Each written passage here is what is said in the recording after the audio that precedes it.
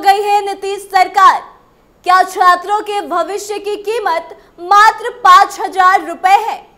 Paper leak पर क्यों नहीं बोल रहे कोई नेता? आखिर कब तक छात्रों के भविष्य के साथ होता रहेगा खिलवाड़? नमस्कार, बेबाक सवाल देख रहे हैं आप और मैं आत्मजा आपके साथ। देखिए, बिहार में छात्रों के भविष्य के साथ खिलवाड़ का सिलसिला थम नहीं रहा। आए दिन बिहार में पेपर लीक जैसी घटनाएं होती रहती है। सवाल पर सवाल खड़े होते हैं, मामले को लेकर चर्चाएं होती हैं, लेकिन उसके बावजूद भी शिक्षा विभाग की स्थिति जस की तस बनी हुई है। बता दें, हाल ही में हुए TRE 3 की परीक्षा में पेपर लीक की बात सामने आई और इसकी जांच जो है EOU यानी कि आर्थिक अपराध इकाई को सौंपी गई। लेकिन हद तो देखिए कि जब TRE 3 की जांच शुरू हुई तब पता ये चला कि TRE 2 में भी पेपर लीक हुआ था, जिसकी खबर किसी को नहीं थी। ऐसे में सवाल उठता है कि क्या शिक्षा विभाग के अधिकारी इतने लापरवाह हैं कि उन्हें इतने बड़े परीक्षा में पेपर लीक की खबर तक नहीं हुई। जरा सोचिए कि अगर TRE 3 में पेपर लीक की घटना नहीं होती तो शायद किसी को पता भी नहीं चलता कि TRE 2 में भी पेपर लीक हुआ था। साथ ही सवाल उन 1,22,000 शिक्षकों पर भी उठता है जिनका सिलेक्शन TRE 2 के माध्यम से हुआ। आइए आपको थोड़ा बताते हैं कि आखिर यह मामला हुआ कैसे। दरअसल बिहार में शिक्षक बहाली के दूसरे चरण की परीक्षा का पेपर भी लीक हुआ था। आर्थिक अपराध इकाई ने इसका खुलासा किया है। जांच एजेंसी ने TRE 3 के पेपर लीक मामले में कोर्ट में चार्जशीट जमा कर दी है। रिपोर्ट में यह बात सामने आई कि माफियाओं ने TRE 2 का पेपर भी लीक किया था। इसके लिए 5,000 रुपए में सौदा हुआ था। बता दें कि TRE 2 की परीक्षा 7 से 15 दिसंबर 2022 तक हुई थी। करीब 1.22 लाख अभ्यर्थी इस परीक्षा में सफल हुए। EOU की चार्जशीट TRE 3 पेपर लीक में आरोपी और जेनिथ लॉजिस्टिक के मुंशी राहुल के मोबाइल की CDR में एक मोबाइल नंबर भी मिला जो पिकअप चोर चौधरी के नाम से सेव था। यह मोबाइल नंबर पिकअप के ओनर और अगमकुआं के रहने वाले रामनिवास चौधरी का है।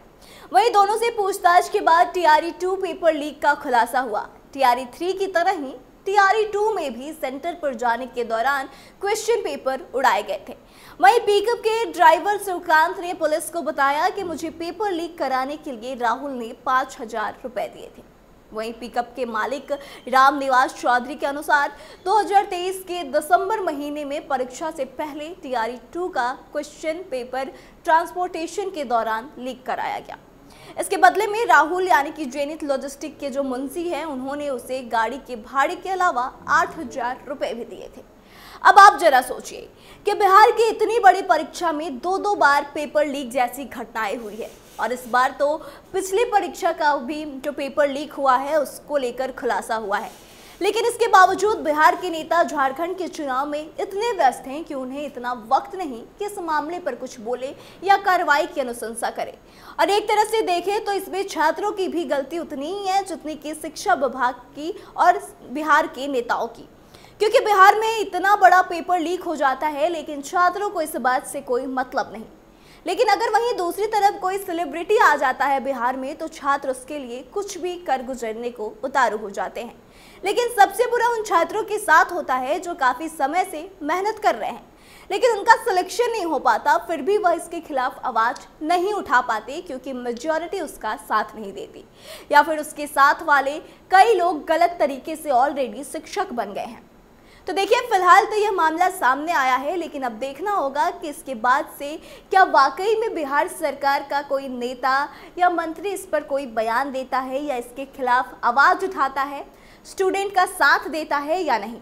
बाकी इस मामले पर कोई भी अपडेट आती है तो हम आपको पहुंचाएंगे, लेकिन यह आपकी भी जिम्मेदारी है कि इस तरह की चीज़ों के खिलाफ आवाज़ उठाएं और सरकार से सवाल पूछें, क्योंकि इस तरह की घटनाएं आगे ना हो यह सुनिश्चित करना शिक्षा विभाग और सरकार की जिम्मेदारी बनती है और इसी काम के लिए हम नेता का भी चुनाव करते हैं।